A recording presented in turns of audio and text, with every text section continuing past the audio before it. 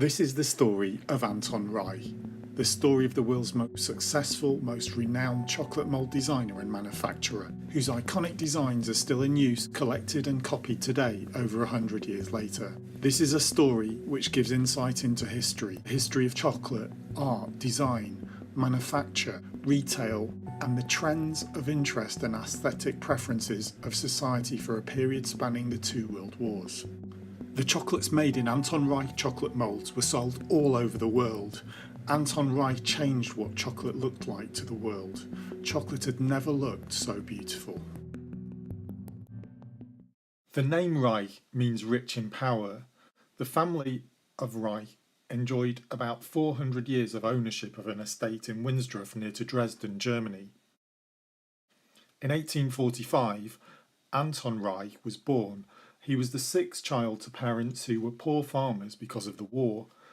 He learned to work tin metal as a child or a young teenager at home on the farm after school, and he wanted to learn more about this profession, so he travelled abroad like many Germans did at the time. He travelled to France working at Latang Fleece. In the workshops of Latang, Anton could view the design and production process for candy moulds, ice cream moulds, cake and cookie moulds, also pots and pans and other metal tools for the kitchen. He also could view a range and design of chocolate moulds that went into the thousands. In 1870, Anton Reiche decided to return to Dresden. He'd spent long enough in Paris and he'd improved his knowledge and skills to give him enough confidence to start his own company. The first product he manufactured back in Dresden was a tin watering can, and he produced these with just one employee. He then started to roll out chocolate moulds, and the success of these meant he had to relocate his factory numerous times. In 1866, he moved to Bamberger Strasse in Dresden, Plauen. A friend called Traut Bernit lent Anton Reiche the money for the land for this large factory, and this is the iconic factory of Anton Reiche. Bernit was the owner of the Berndt Mill, where today the Anton Reiche Museum is located. This was probably the world's biggest chocolate mould factory. Anton Reiche helped with medical care, housing, kindergarten. At its height, the factory had around 2,000 workers and had a range of about 50,000 chocolate moulds.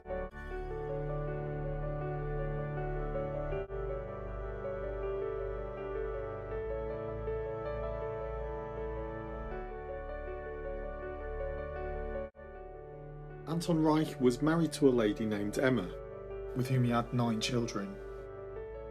Anton passed away on the 16th of July 1913, surrounded by his wife and children. Why was Anton Reiche so successful? Well, the success and fame of Anton Reiche can be attributed to many things that are hard to evaluate, such as his business and sales skills. But we can also definitely see 2 factors that were critical and that stand out to this day. The skills of the artist who sketched the 3-dimensional art, almost like creating statues, and the skills of the engineering and production to enable such high detail in the moulds that outshone those of Latang and many other competitors.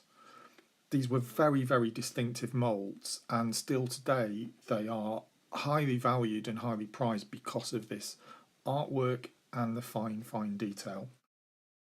Some other German mould manufacturers were also very skilled in design and execution. Anton Reiche had many competitors, but Anton Reiche dominated the market.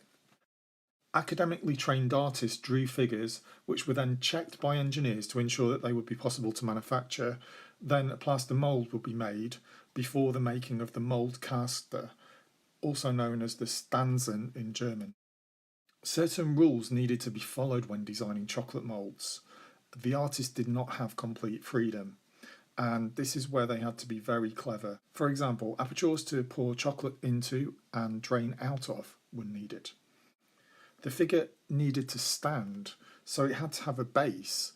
Delicate parts such as arms and legs should not break when released from the mould, so practical design tricks like adding grass between the legs or objects inside the crook of the arm were used.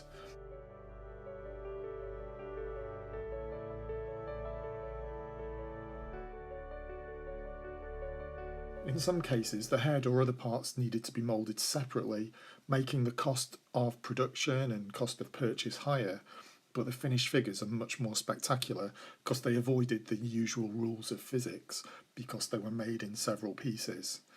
This was taken to another level with the arms, legs and torso and the head and perhaps objects they were carrying.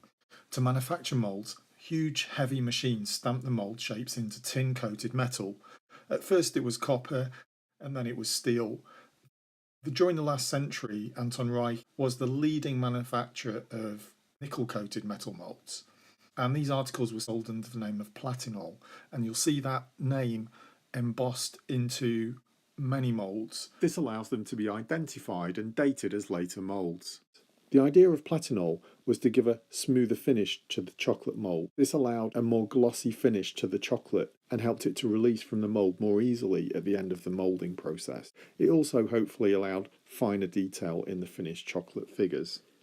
Some moulds were licensed by Anton Reiche to be manufactured by other companies, but some designs were illegally copied by many other companies, and the copies are of poor quality. The detail's very poor, and when stood next to an original Anton Reiche, they look embarrassingly bad. So they're usually very easy to identify. They're much more puffy, they have less fine detail in the design. However, are very few cases in which the Anton Reiche mould has less detail than a German competitor. In this video by Wendy Mullen, you can see on the right a Walter mould and on the left an Anton Reiche mould, and there's no question that the one to own would be the one on the right, which has much more detail. The main product of Anton Reiche was chocolate moulds, but Anton also made other metal products. Tin boxes, for example, boxes to present chocolates in for some of the chocolate makers, the large companies that existed at the time, chocolate gift boxes, and boxes for cigars and soap, tin signs for hotels or also for advertising chocolate, and toy cars and trains. The greater percent of chocolate moulds were designed for Easter and Christmas, particularly rabbits, fish and Santa figures. The range of designs of chocolate moulds are extremely varied within these two themes, but there's also a great variety of moulds that chocolatiers hope to tempt sales with all year round with relevant themes, from copyright breaching cartoon characters like this Bonzo the dog, copied from the 1922 comic strip created by British artist George Studdy. Nothing was off limits for Anton Reiche and his rivals. Popeye, Mickey Mouse by Walt Disney. Among the thousands and thousands of original designs, one could find zeppelins, trains and automobiles. Depictions of folk tales such as Cinderella and Red Riding Hood, and romantic scenes, political, chocolate moulds, furniture, fashion, toys, animals.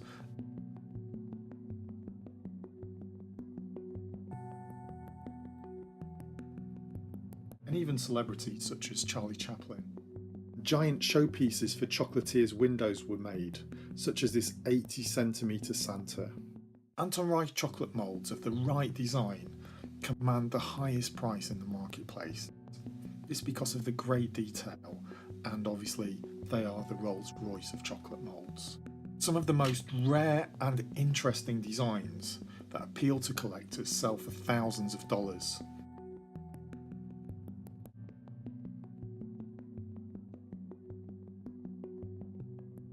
People admire the detail, and the name is synonymous with quality and collectability. Anton Reiche made custom chocolate moulds for companies like Suchard, Lindt, Ritter, Tobler, Stolberg and Sorotti and Hershey. Antique Anton moulds can be found all over the world, from Britain to Canada, Mexico, Australia, Argentina, France, Italy. They were sold in different countries by dealers. Their stamps were added to the moulds usually, so this helps with the provenance of each mould.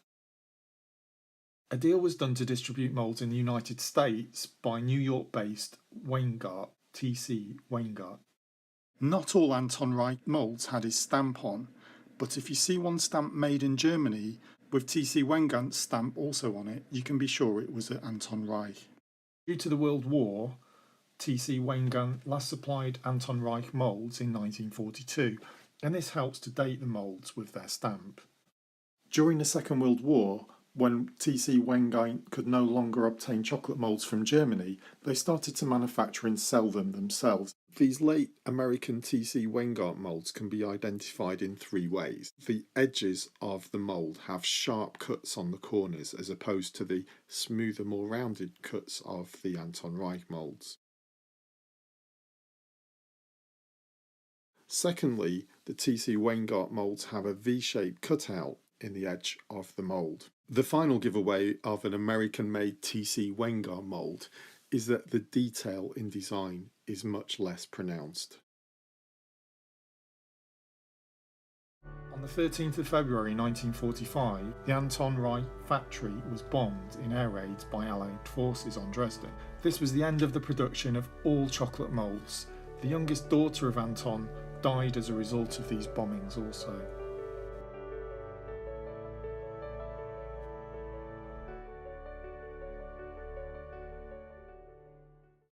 Please view our other videos and subscribe to the channel for tips on cleaning, collecting, using, valuing, buying and selling antique chocolate moulds. We'll be adding to this series with more information about the most famous different brands, and I thank you for watching.